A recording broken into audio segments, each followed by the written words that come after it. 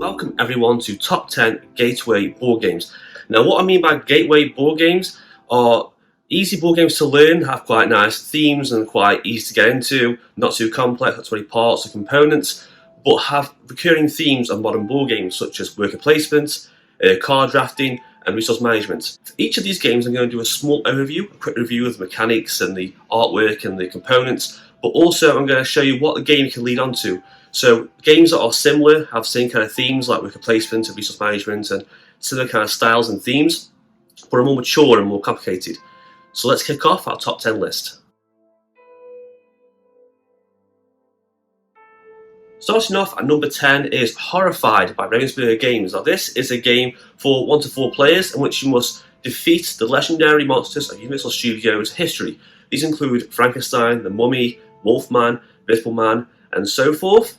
You'll work together, go around the board, collecting items. The game uses these colour-coded tiles with numbers on them to represent certain items. You use these items to do certain tasks.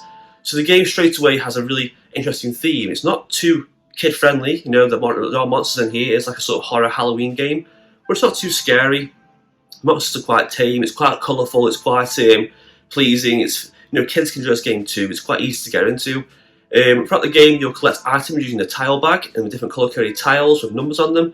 You can use these colour-coded tiles to do certain tasks, such as rescue villagers, destroy monsters. The game is very easy to learn. You'll have a few actions on your turn to take, such as pick up an item, move around, interact with an item. And most of the actions come from the monsters board themselves. So each monster is unique.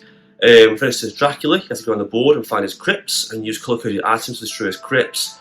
Creature about Lagoon, you have to use colour-coded items to advance a boat down a track of a lake to find his secret hideout. Along the way, you'll pick up perk cards, kinds of abilities, and at the end of each player phase, you'll draw a monster card that'll spawn new items, tell you how monsters work. And the great thing is, the monsters are so easy to manage and maintain. They just basically move towards the nearest villager or hero, and then roll a number of dice to attack and do damage. When you get hits, you can either discard items to prevent the hits, but if you do take hits, you move up the tail track on the board. Tail track hits 7, you will lose. The theme and the arc of this game is one of my favourites. I love Halloween, I love spooky games, I love spooky films, and having these classic Universal monsters to fight against and team up against is so good. All the artwork, the text, the theme, each one works differently. The board is vibrant, it sticks out, all locations are so cool, the items are unique, you know, we've got F and I really like how the items represent where they are. So you'll find in a barn, you'll find pitchforks and shotguns. In the precincts, you'll find police badges and pistols and so forth. So it's quite thematic too and quite immersive what you're doing. But at the same time, it's immersive but super simple to learn. The game sets up really fast. The duration is about 30 to 40 minutes depending on players. So for new players, it's great because it's super easy to get into. It plays quick. You can mix around, and the replay value is great too because not only are there, I think, 6 characters to choose from, different abilities, but there's 6 monsters, and all monsters have different ways to kill them, in different ways they move around and abilities, and you don't just fight against one monster, you fight against 2 or 3 or 4 for a hard mode, and so the fun here is combining different monsters for different gameplay variants. So one game might be the Invisible Man and the Wolfman, next game might be Frankenstein and the Mummy and the Wolfman. So there's tons and tons of replay value in this great little game. And for comparison, what does this game eventually lead onto? Now for me, for my opinion, I think this game feels very similar to the Arkham Files games, the Fantasy Flight's H.P. Lovecraft-inspired horror game universe. In particular, Eldritch Horror. This is because Eldritch Horror is kind of similar. You have a large board, you take on the role of a character trying to survive and defeat monsters or ancient ones, collecting items on the way, solving puzzles and mysteries. Now obviously Eldritch Horror is a lot more complicated. You have mythos cards and counter cards, skill tests and items, but at the same time it's not much different than this. It just adds a few more components and complexity into the game. The core elements are the same: work together, use teamwork, survive, work out the monster's weaknesses and destroy the evil. Now obviously this is more advanced. It's set in the H.P. Lovecraft world of cosmic horror and terror, of Cthulhu and all these mind-bending atrocities and treacheries. But for people who get a little bit older and enjoy Horrified, you'll find a jump to that Eldritch Horror really easy to manage. People who are a little bit older want a slightly more scary or complicated horror game, the jump from Horrified to Eldritch Horror isn't too bad. Number 9 is Wingspan by Stonemaier Games. Now Wingspan is a really delightful, relaxing set collection game for 1 to 5 players in which you take turns drafting cards, Place them in your player board to build a resource engine, generate more resources and generate more effects to score more points and win the game. The game just features cards, eggs, and some dice and food tokens. You take turns collecting cards, playing them. Although Wingspan is a little more complicated than Horrified, it's a really easy game. Once you learn how the resources work and how you have to place birds in certain areas and the restrictions, it's super easy. And the game sort of plays itself as you start to uncover these powers and abilities of the birds and the combinations of points you're going to gain. Mechanics are great. Basically, you have 4 actions and your cubes can depict what action you have left. You can play birds, gain resources, lay eggs, and draw cards. And the more birds you play into your area, you gain more points, trigger more abilities, and ultimately gain more of that action. So the more birds you play in the top row, you gain more resources. If you play more birds into your draw card bit at the bottom of the board, you'll draw more cards. And this in turn gives you greater bonus points and more abilities, and unlocks more synergies and combinations of cards. And the satisfaction of finding little combinations of birds and points and draw cards and gain resources is so much fun. The artwork and theme of Wingspan is one of the best ones out there. I mean, who doesn't love birds? And the bird artwork is stunning. It's those watercolour paintings that are so wonderfully done and so immersive, and you have little facts at the bottom of the card about each bird as well. And even people who aren't that keen on birds will be interested in what the birds are, and little facts about the birds and trivia things about, there's owls, there's eagles, there's sparrows, there's hawks, there's all sorts of birds in this game. Hundreds and hundreds of bird cards. So much stuff in this game compact into one. People who like bird watching or just generally like nature and wildlife like this game. People who just like colourful cars and set collecting and building up a nice little player board will enjoy this game too. The game sets up super quick. It's really easy to get into. You just shuffle some cards, get your resources out, your gold tokens, and you're ready to go. The game has a great learn to play guide inside too for new players, and it's easy to teach as well. The game lasts about 30 to 45 minutes, roughly depending on the number of players and how good you are at the game. But the best about Wingspan is the replay value. It's so good. There's so many cards. There's hundreds of cards, and each one has different points, different egg types, different bonuses and abilities, different costs. And each time you play a game, when you shuffle the cards up, you'll have a different sort of playstyle. Every game Wingspan feels different. Your strategy will change on the fly as you get different cards. Because of the drafting mechanics, it's very, very unique and it changes quite a lot per game. Okay, to go from Wingspan to something more mature, you've got to think about the kind of mechanics of using cards for abilities, set collecting, building a resource engine, letting up more resources and more cards, gain more abilities.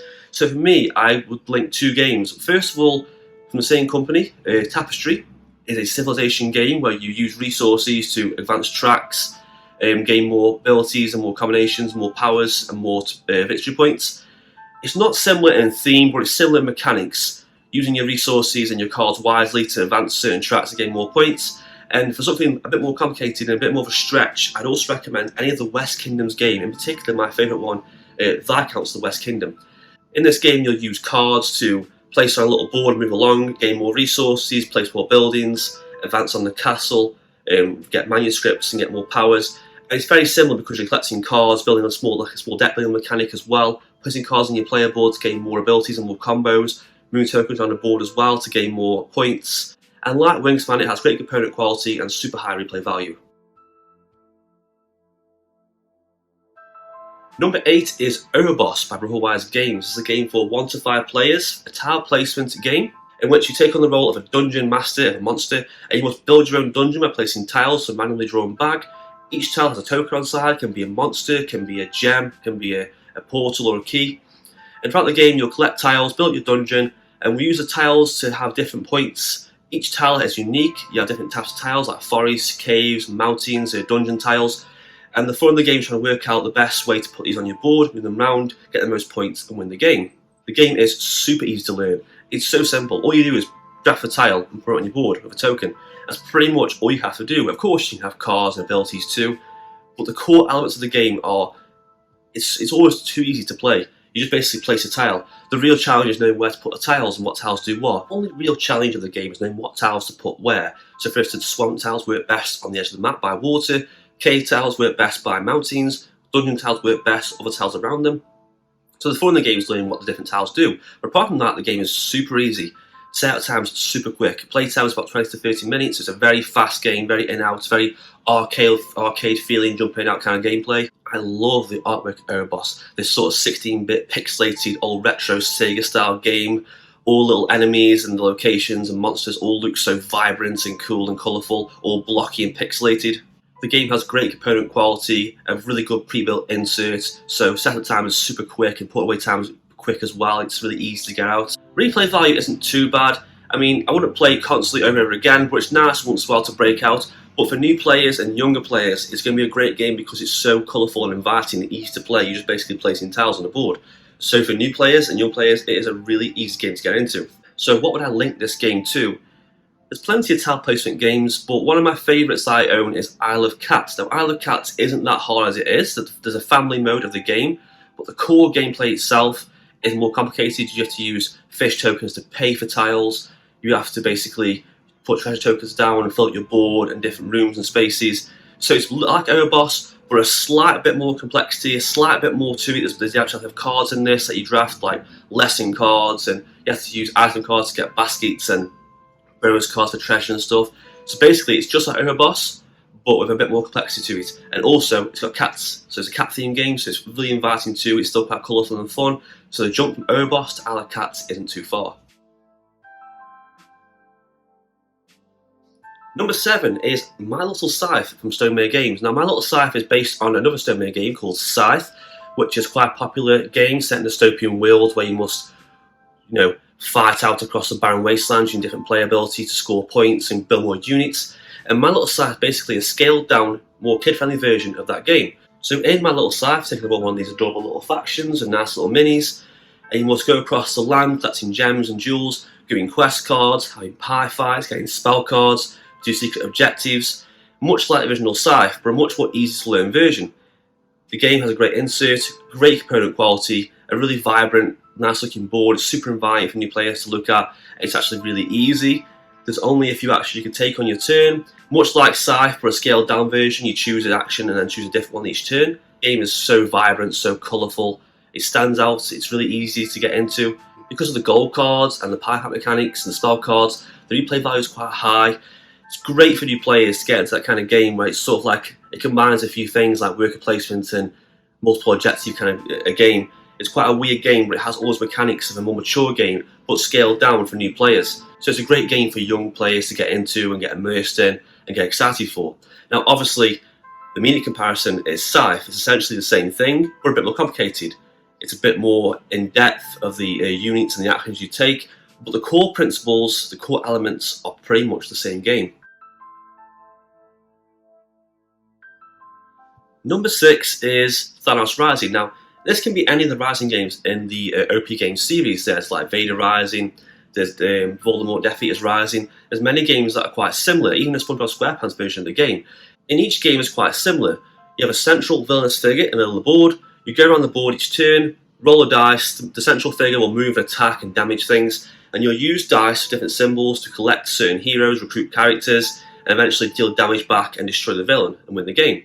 The game is really easy to learn, super fast setup. You just basically roll dice, assign those dice to different characters, roll again if you get successes, recruit the cards to your team and gain more powers, which in turn gain you more dice, give you more options, and you can do more things. All the games are quite similar in the Rising series, set up quite fast, shuffle the cards, place them out, start off your starting cards and roll dice and begin. Easy to learn, only a couple actions to take on your turn, just recruit and damage. Recruit or damage normally is the two actions you can take. The game teaches great things such as dice rolling mechanics and dice placement and learning when to take a risk or, whether to struggle or play it safe. So it's really fun for new players too. And the great thing about this game is because there's so many different variations of the game, it appeals to anyone. People like Marvel, people like Harry Potter, like SpongeBob SquarePants or Star Wars, they can all play this game. And the good thing is, it's not too kid-friendly. Yeah, it's easy to play. The mechanics are super simple. It's quite basic, but it can be quite hard. I mean, Thanos Rising is very tough. Thanos has Infinity Gauntlets, he can damage heroes really quickly, so you have to work together. So this game is great for cooperative gameplay and new players alike. The theme and artwork and the component quality is all quite similar. It's all ripped straight from the source itself, so there's artwork here straight from the Marvel Universe itself, the cinematic universe, much like Harry Potter, straight from the films themselves. So the artwork is really great, and new players, especially kids, are going to see characters they like and locations they like and know and recognise this and enjoy playing it a lot more. It's quite hard to think of a game to link this game onwards to, but if I say it's a dice placement game and you want something a bit more spooky or horror themed, I'd suggest Elder Sign by Fantasy Flight Games. Yeah, it's H.P. Lovecraft themed, and it's a lot harder and more intense and has a spooky atmosphere. But it's the same kind of thing. You get abilities and certain cards, roll dice, and assign them to different cards to complete tasks and do quests, and gain other signs and defeat ancient evil. Yeah, it's more complicated, and it has a very different theme. It's very horror themed, but if you like this kind of dice placement game, a cooperative gameplay, what's a bit more adult, then Other Sign is a choice for you. Okay, number 5, halfway there. Number 5 is Mysterion. Now this is a very bizarre game to explain. Essentially, one player is the ghost of a recently murdered person. They can't speak, they sit behind a sort of veil, and the other people are paranormal psychic investigators. Your job is to guide them to find the person, the weapon, and the location, give them clues by giving them vision cards. So one player have a big stack of cards, the real culprit and what happened and the actual crime. And other players have to get visions and then work out together what they mean. So the game is really strange, but it's very immersive. If you've got the right setting, the right player count, it's not too spooky, it's quite fun because one player can't talk, they're just going to maybe knock once for yes, twice for no, and you've got to work out what they mean. So you'll have a bunch of characters in front of you, and you'll get vision cards, and the visions are quite strange because they are dreams. They aren't like, isn't just like a picture of a dog or a door.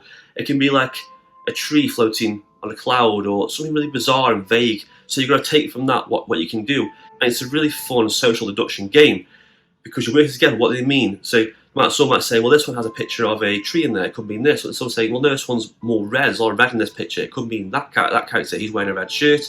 So the game encourages really good cooperative gameplay, working together, trying to figure out what happened. Kind of like a more advanced version of Cluedo, but it's quite simple actually. So setup time's quite fast. Dish out the cards, get the real cards, put them face out, lay them out nicely, and it's quite easy to play. The mechanics are simple. You essentially hand players a vision card. They have to just basically place a marker and guess. If they get it wrong, you move a marker along. You have so many chances to get it before time runs out. The game is very immersive. The artwork's great. You get really sucked in. You play this in like a sort of dark room with some candles, and you're really into the game. It's a really fun Halloween game for any ages really, because it's so easy to play. It's so simple, but at the same time, it's not too scary or too intimidating for new players. I can't compare Mysterion to anything else I know because I don't own anything like this, but there are some games like this. Any of the Crime Chronicles game or the Sherlock Holmes game where you work together to solve out a mystery using clues, work together. Any cooperative game, such as a deduction game, it'll link onto that. And that's all you can do for Mysterion really, but it's a great game for Halloween and a spooky fun game for kids. Okay, number 4 is Legendary. Now there's quite a few Legendary deck building games in the series, but my favourite is the Marvel Legendary deck building game. So this game is quite easy, quite fun to play. So basically you assemble a team of certain heroes, drop them together into a big deck, pick a villain, use different sets for henchmen and different encounter sets, place it to the top, draft cards, then you're going to take turns using your shield agents to recruit the guys, do damage, and basically you build your team. And it's a great beginner's game for deck building because you start off with not many good cards in your deck, just the shield agents to help you out. And you essentially pick the heroes you want, and all the heroes have abilities and they synergize with each other, different abilities, different perks and powers, work together to defeat the henchman and then finally defeat the villain. You defeat the mastermind 4 times, you can win. The game isn't too hard to learn, it looks quite intimidating, but it's not that bad really. You essentially just play cards, recruit heroes, and then do damage to enemies. All you do is basically recruiting guys and then damaging people, shuffling your deck, playing more cards, watch out for the villain, watch out for certain effects that come along your ways. You'll have a villain deck that might have henchmen in there, or strike cards, or scheme cards that might do certain things. So it might look intimidating at first, but it isn't too hard to get into. It's probably the most complicated in this list so far, but it doesn't mean it's a hard game. Because the Marvel IP it's based on, and the fact it's quite vibrant and colourful, the deck building elements are quite simplified, and the actions you take are quite basic. It's quite a fun game to get into and quite easy to learn. The game has great replay value, there's tons of characters in here, loads of villains, there's expansions for the game you can buy, there's tons of all the Marvel Universe opens up to you. Combine different heroes, makes the replay value shoot for the roof, and different play styles and different sets. You can combine villains and henchmen in different ways. You can have an X-Men team, you can have an Avengers team, you can mix and match. So it's really fun, and people who love the Marvel Universe for this game especially will really enjoy this game. If you want to go on from this game to something else quite similar, In the same universe, in a deck building game, I recommend Marvel Champions. And Marvel Champions is a lot more advanced and quite hard, but it is a cooperative game. You basically choose a hero, build a unique deck, and fight a villain. It's a bit quicker than this game to sort of keep going. It's a lot harder, but the core is still quite there. Work together, play cards, attack the villain, destroy the scheme, and win the game. Yeah, it's a lot more tricky. It's a lot more advanced. But if they learn Legendary and they enjoy that, want sort of a bit more in-depth deck building, so they want to pick a hero they want themselves, want their own hero. They don't want to just have 3 heroes and mix and match. They want to just pick someone like Iron Man and have that for the entire game. Then Marvel Champions is a game for them. Number 3 is Harry Potter Hogwarts Battle, a deck building game. Now this is another deck building game. It's quite similar to Legendary actually in the mechanics and how you play, but based on the Harry Potter universe. Now I know what you're thinking, a Harry Potter game in this list is going to be not that great, it's going to be quite simple and quite easy. But the game is extremely fun, and it's not just a kid-friendly, easy to play deck building game. It's quite immersive, it's quite challenging. As you play through the game, it gets harder and harder. It really gives you this feeling of working through the films together and picking a character and making your deck and fighting different villains and trying to stop Lord Voldemort from taking over the world. The game is filled with 8 boxes based on the 8 films in the series, and each one has new cards, new Hogwarts cards, new villains, new locations, new dark arts cards, which like acts as like encounter cards that can do certain nasty effects. And the great thing is though, not only will each box contain cards that relate to that film, so you'll start off with stuff like Emmerdale and the Nimbus 2000, then you'll get like eventually the Marauders map, and then like the luck potion, stronger spells, stronger villains. Start off with just Crabbe and Goyle or Lucius Malfoy, work on to Dolores Umbridge or Nagini or Voldemort himself. So it's really great to play through and see new characters, locations and items you recognise from the films. What's great is though, you don't just play that film, you can actually play for that sort of campaign game. You'll play through and add the cards from the last game into the new one. So your deck of Hogwarts cards, your deck of villains and dark arts cards will grow bigger and bigger. Not only will you have more to work with, but you'll see more things and more options, and you'll get to see different cards you haven't seen before. And you'll start each game, and each game resets a deck to 10 cards, which might seem like a bad thing, but it's not, because each game feels fresh, it feels new. You think, right, what worked last time? What did I use last time? So the mechanics of the game are super simple. You basically just play a card to gain coins, or play a card to gain attack tokens. Coins will buy cards from the deck, like a marketplace, to add to your deck. Attack tokens you can assign as damage to the villains. You win by defeating the villains win by defeating you and putting enough skull icons on the location cards. Each villain has different abilities and they combine different ways. All the Hogwarts cards are great, there's all the allies in here, the items, all the spells, all the wands, and each one does more things. They get stronger and stronger. Some will draw cards, discard cards, some will give things to other players and help out. Each character, Harry, Ron, Hermione, Neville, has different abilities which unlock powerful more abilities as you go along. So start off with just being a basic character. Going to the 3rd and 4th year, you get a new character card, new abilities. Going to the last year, they get a new character card, and the artwork reflects the film itself, so they get older and older. So it's a really great immersive sort of campaign deck building gameplay based on the Harry Potter universe. Very immersive, super easy to learn, but has a nice challenge and curve to it as well, so that experienced players will also find a bit of fun playing it too. The game sets up quite fast because of the dividers that are in the game and the little box cards, so you can save your progress as you go along with these little dividers. So it sets up really quickly.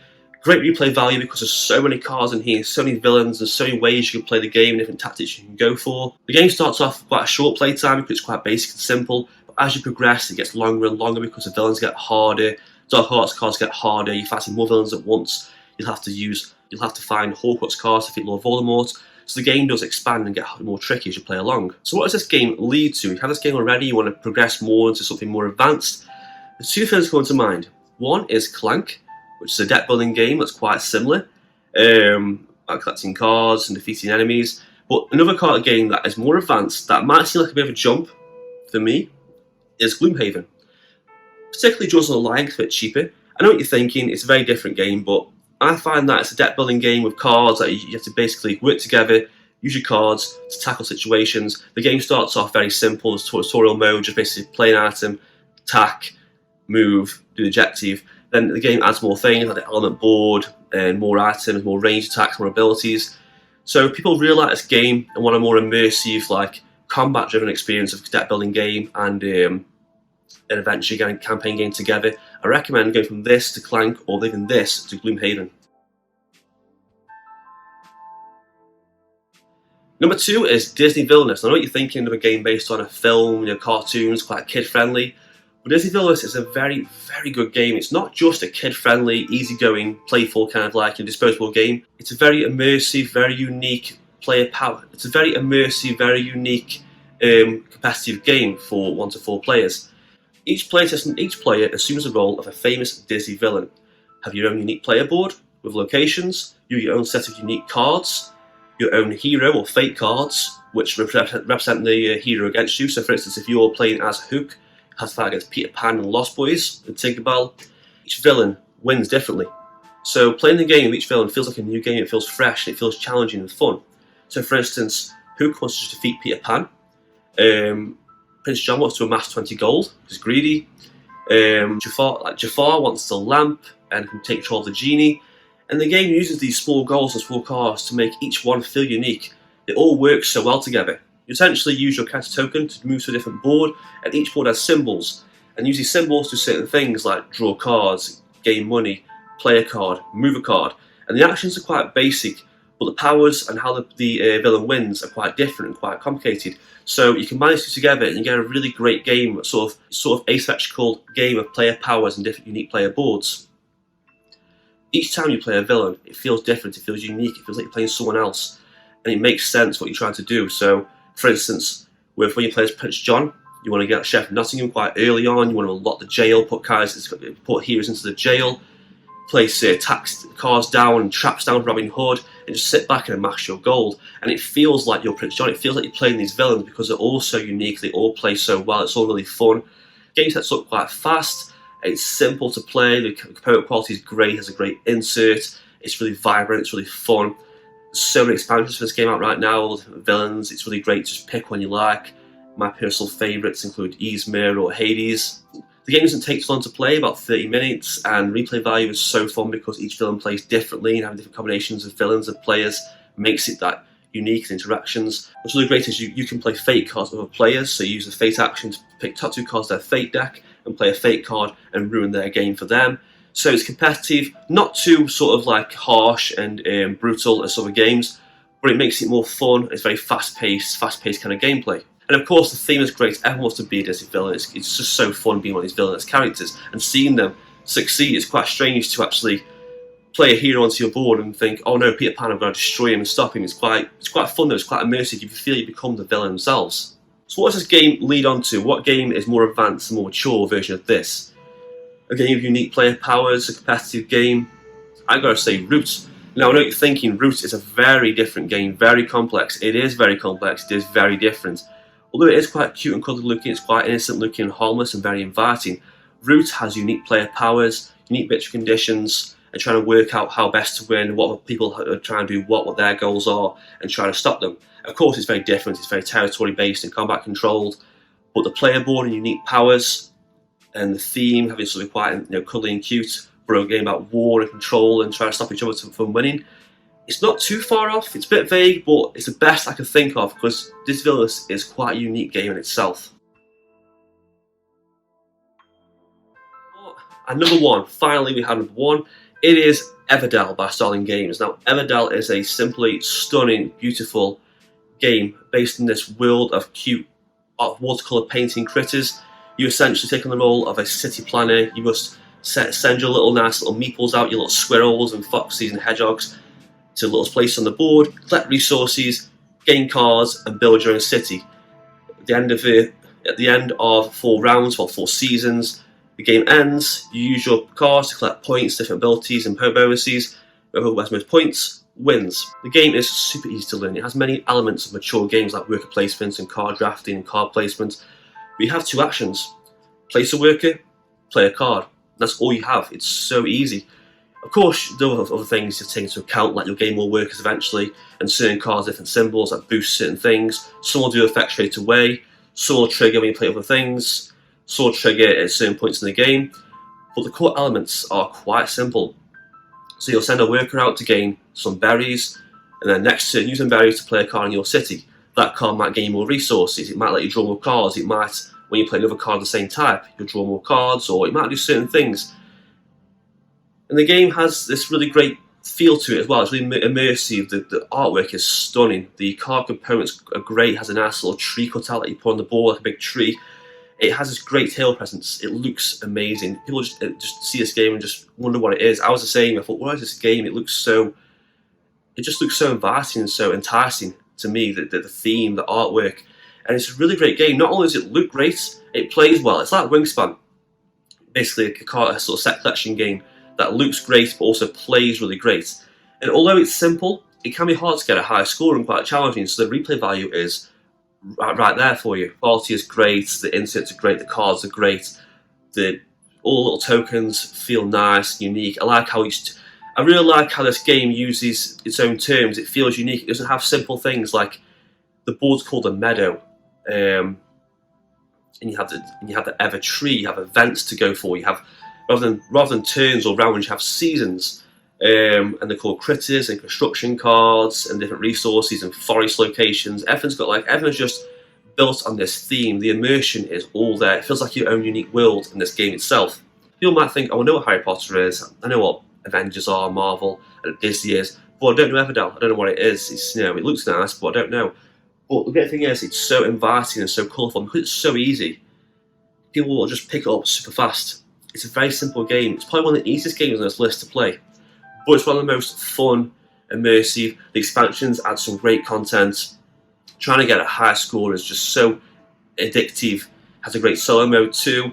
There's tons and tons of cards that have different abilities and synergies and combos that you'll be playing and someone just click. You just be like, oh my god, I see it now. I see what I'm going to do. I'm going to use this strategy. I'm going to go for this.